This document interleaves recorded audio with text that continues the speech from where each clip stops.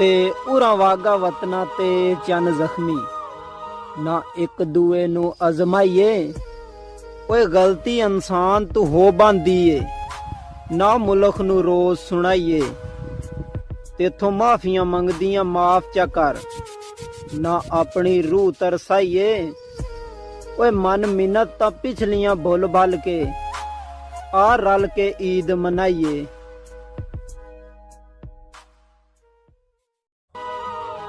ते मैनू कोई नहीं शिकवा तेरे ते भावें अपनी कसम चवा लै। मेरी तरफों आम इजाजत है नवें बेशक सजन बना लै। मैं जख्मी तेथों बहु मस्कीन हाँ किसे होर ते डोरे पा लै।